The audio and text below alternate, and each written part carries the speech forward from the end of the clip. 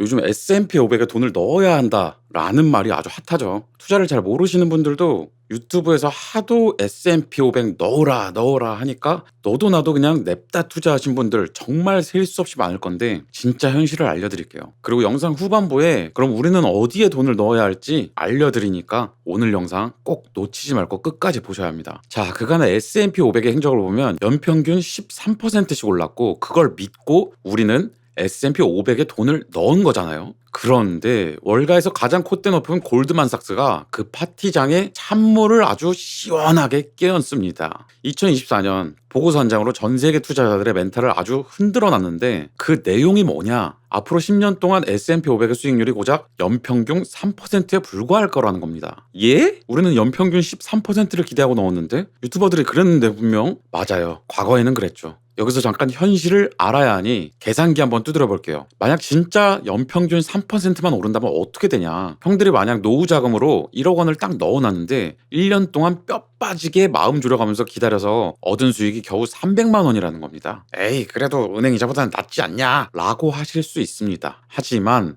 지난 10년 동안 우리가 누렸던 그 13%의 황금기와 비교하면 이건 수익이 4분의 1 토막이 난 거예요. 뷔페에서 랍스터 먹다가 갑자기 마른 멸치나 씹으라는 소리랑 똑같은 겁니다. 더 무서운 건 뭔지 아세요? 바로 물가입니다. 골드만삭스 보고서에는 아주 섬뜩한 숫자가 하나 숨어 있어요. S&P 500 수익률이 인플레이션을 밑돌 확률이 무려 33%라는 겁니다. 이게 무슨 말이냐면, 형들 주식 계좌에 찍힌 숫자는 3% 늘었을지 몰라도 그 돈을 찾아서 시장에 나가면 국밥 한 그릇 사 먹기 더 힘들어진다는 뜻입니다. 돈의 액수는 늘었는데 돈의 가치는 더 빨리 녹아내리는 거죠. 실제 수익률 제로, 아니 마이너스인 거죠. 그냥 앉아서 내 생돈이 공기 중으로 증발하는 꼴을 10년 동안 지켜봐야 할 수도 있다는 경고입니다. 도대체 설계자들은 왜 갑자기 이런 차가운 예언을 내놓은 걸까요? 골드만삭스의 수석 전략가 데이비드 코스티는 시장의 판이 너무 기울어졌다는 점을 지적했습니다. 바로 지수 집중도입니다. 현재 S&P 500이라는 거대한 팀의 선수가 500명이나 등록되어 있는데 실제로 그라운드에서 뛰면서 점수를 내는 건 상위 10명뿐이라는 거예요. 실제로 2024년 하반기 기준으로 상위 10개 기업이 전체 시가총액의 36%를 차지하고 있습니다. 이건 수십 년 만에 최고 수준이에요. 이게 왜 위험하냐? 형들 축구팀에서 11명이 다 같이 뛰어야지 메시 한 명한테만 공 몰아주다가 그 친구가 발목이라도 삐끗하면 어떻게 됩니까? 팀 전체가 바로 2부 리그로 추락하는 겁니다. 지금 미국 주식시장이 딱 그 모양새예요. 소수의 빅테크 기업들이 멱살 잡고 지수를 끌어올리고 있는데 이들 중 하나라도 실적이 삐끗하는 순간 지수 전체가 와르르 무너질 수 있다는 구조적 결함이 생긴 겁니다. 여기 아폴로 자산운용 같은 곳들은 더해요. 아예 수익률이 0% 시대가 올 거라고 대못을 박았습니다. 이유는 간단합니다. 입장료가 너무 비싸졌거든요. 이걸 밸류에이션이라고 하는데 쉽게 말해서 식당 메뉴판 가격이 미쳐 날뛰고 있는 겁니다. 1만 원짜리 제육볶음을 먹으러 갔는데 식당 주인이 지금 손님이 많으니까 입장료만 100만 원 내세요 하는 꼴이에요. 형들이라면 그 식당 들어가겠습니까? 지금 S&P 500이 딱 그 상황이에요. 이걸 증명하는 데이터가 바로 실러 PE 지수, 즉 KF 지수입니다. 기업이 지난 10년 동안 번 돈 평균치랑 현재 주가를 비교한 건데 역사적 평균이 17배 정도거든요. 근데 지금 2026년 1월 기준으로 최대 41.1배 가까이 치솟았습니다. 평소보다 2배 넘게 비싼 값을 치르고 주식을 사고 있다는 겁니다. 이 수치가 40배를 넘겼던 적은 역사상 딱 2번 있었어요. 2000년 닷컴 버블과 지금뿐입니다. 우리는 지금 그 소름 끼치는 평행 이론의 한복판에 서 있는지도 모릅니다. 그런데 여기까지만 보면 진짜 폭락장이나 정체기가 올 거라고 생각할 수 있잖아요. 2025년부터 아주 엄청난 반전이 일어났어요. 골드만삭도 2024년에는 전혀 예상치 못했던 일이에요.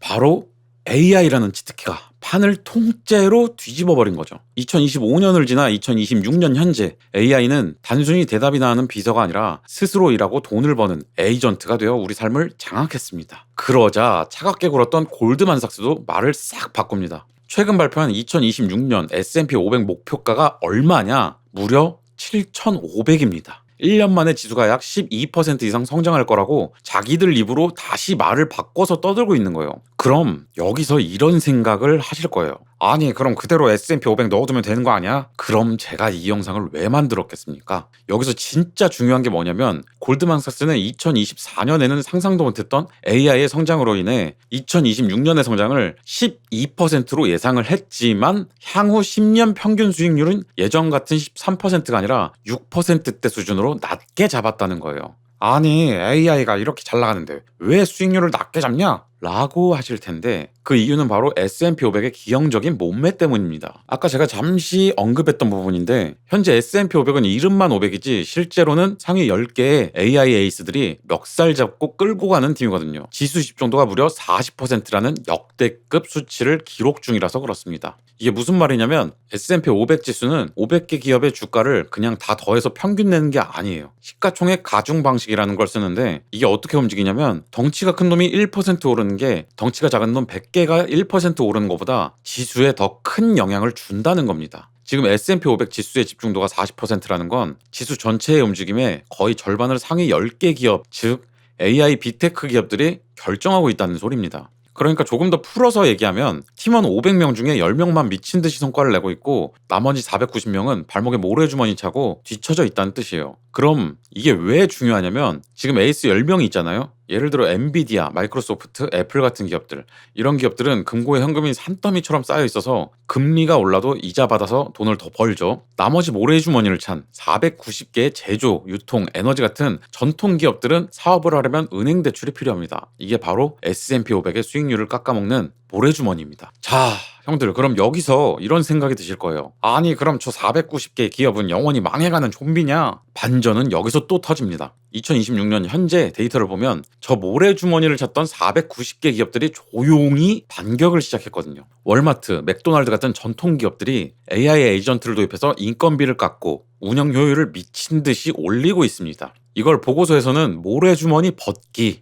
라고 불러요. 실제로 얘네 이익 성장률이 이제 빅테크 턱밑까지 쫓아왔습니다. 그럼에도 불구하고 왜 골드만삭스는 수익률이 낮을 거라고 할까요? 기업이 돈을 못 벌어서가 아니라 우리가 낸 입장료가 너무 비싸서입니다. 식당 사장님이 장사 잘해서 돈을 벌고 있는데 형들이 그 식당 들어가려고 이미 20년치 밥값을 선불로 냈다면 사장님이 아무리 고기를 구워와도 형들 입장에선 본전 뽑는데 10년이 넘게 걸리는 수익률 정체에 빠지는 겁니다. 산업은 혁명적으로 발전하고 기업들도 AI로 체질을 개선하고 있지만 주가라는 숫자는 이 속도를 이미 앞질러서 저 멀리 가버린 상황. 이게 바로 우리가 마주한 진짜 위기이자 설계자들이 조용히 딴주머니를 찾는 이유입니다. 자, 그럼 형들, 여기서 제가 질문 하나 할게요. 투자의 본질이 뭡니까? 내가 믿는 그 기업의 미래 가치와 시간을 함께 사는 행위죠. 내 소중한 돈을 그 기업에 맡겨서 돈을 불리는 게 목적이잖아요. 우리 같은 사람은 시장을 못 바꾸니까 큰 기업들의 돈을 따라가는 게 가장 안전하고 똑똑한 거죠. 그럼 여기서 그 큰 돈들은 어떻게 움직였을까요? 여기서 답이 나옵니다. 세계 최대 자산운용사 블랙록의 행보를 한번 볼게요. 2025년 3월에 4조 원 넘게 들여서 프레킨이라는 회사를 샀는데 이걸 왜 샀을까요? 힌트를 드리자면 프레킨이라는 회사는 정보가 제한적이고 폐쇄적인 사무시장의 데이터를 전문적으로 수집해서 제공하는 글로벌 데이터 기업입니다. 이게 무슨 말이냐면 이제 남들 다 사는 S&P 500으로는 큰 돈 못 번다는 걸 지들도 아는 거예요. 그래서 남들은 모르는 비상장 꿀단지를 찾는 사모펀드와 진짜 실력으로 종목을 골라내는 액티브 전략으로 자기들 돈줄을 옮기고 있는 겁니다. 형들한테는 안전한 S&P 500 버스 타세요 라고 홍보하면서 지들은 조용히 비상장 전용기로 갈아타고 있다는 정황이죠. 심지어 빅테크의 왕들 중 하나인 젠슨 왕도 움직였습니다. 젠슨 왕이 2025년 하반기 엔비디아 주가가 역대급 고점을 찍던 그 황금 같은 시기에 자기네 주식을 팔아서 무려 1조 3천억 원을 현금화했어요. 엔비디아가 고속 성장 중인데 그가 바보라서 팔았을까요? 아니요. 이미 사전에 치밀하게 계획된 매도 플랜에 따라 주가가 꼭대기일 때 가장 비싸게 현금을 챙긴 겁니다. 에이 거북아, 그래도 AI 기업들은 돈을 수백조 원씩 투자하고 있잖아. 이건 나중에 더 벌려고 하는 거 아니야? 맞습니다. 2026년 한 해에만 빅테크들이 AI에 쏟아부은 돈이 무려 660조 원에 달합니다. 하지만 이 엄청난 돈이 실제 순수익으로 돌아오기까지는 자금 조달에 험로라는 고통스러운 시간이 필요합니다. 산업은 혁명적으로 발전하지만 내 주식 계좌의 수익률은 그 비용을 감당하느라 정체되는 구간, 지금 우리는 바로 그 입구에 서 있는 겁니다. 자, 형들, 이제 진짜 핵심 질문에 답해드릴게요. 그럼 거부가 도대체 어디에 내 소중한 돈을 태워야 10년 뒤에 웃을 수 있는 거야? 답은 명확합니다. 설계자들의 돈줄을 따라가세요. 블랙록과 빅테크들이 지금 어디에 미친 듯이 깃발을 꽂고 있는지 보면 답이 나옵니다. 2026년 현재 이 바닥에 가장 뜨거운 키워드는 바로 원자가 비트를 지배한다는 겁니다. 이게 무슨 말이냐?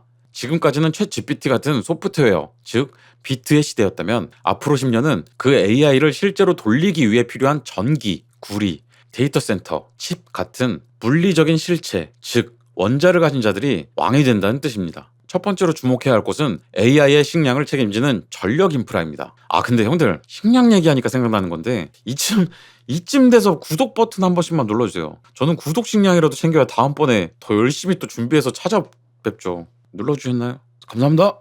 그럼 바로 이어서 형들, AI는 전기를 먹고 자라는 괴물이에요. 전기가 없으면 아무리 똑똑한 AI 에이전트라도 그냥 깡통입니다. 미국 전력망은 이미 낡을 대로 낡아서 2031년까지 변압기가 없어서 데이터 센터를 못 짓는 상황이에요. 그래서 HD 현대일렉트릭이나 LS 일렉트릭, GE 버노버 같은 기업들은 이미 10년치 수주를 꽉 채워놓고 부르는 게 값인 판매자 우위 시장을 장악했습니다. 그래서 이 주식들이 미친 듯이 지금 뛰고 있는 거예요. AI 거품이 꺼져도 전력망은 깔아야 하죠. 이게 바로 10년 동안 무너지지 않을 가장 강력한 성장의 엔진입니다. 두 번째는 AI의 심장인 반도체 에이스들입니다. 하지만 여기서 주의할 점, 무조건 S&P 500 지수로 다 사는 게 아니라 진짜 독점적인 기술을 가진 셀러들에게 집중해야 합니다. 엔비디아는 이미 2026년까지 660조 원 규모의 매출을 예약해뒀고 여기에 핵심 부품인 HBM을 독점 공급하는 SK하이닉스나 삼성전자 같은 기업들은 AI 성장의 열매를 가장 먼저 그리고 가장 많이 따먹고 있습니다. 그래서 제가 여기서 하고 싶은 말은 지수 전체의 모래주머니를 다 짊어지지 말고 이 에이스들의 지분만 따로 모아놓은 나스닥백이나 반도체 ETF 같은 무기를 활용하시라는 겁니다. 마지막으로 블랙록이 왜 4조 원을 들여 비상장 데이터 기업을 샀는지 다시 한번 떠올려 보세요. 그들은 이제 남들 다 아는 정보로는 돈을 못 번다는 걸 압니다. 그래서 일반 주식 시장을 넘어 우주 인프라, 사모 신용, 그리고 대체 에너지 같은 새로운 대륙으로 돈을 옮기고 있습니다. 누가 봐도 2030년까지 AI 산업은 멈추지 않고 성장할 겁니다. 일론 머스크의 예언대로 인류의 지능을 넘어서는 AGI의 시대가 올 수도 있죠. 하지만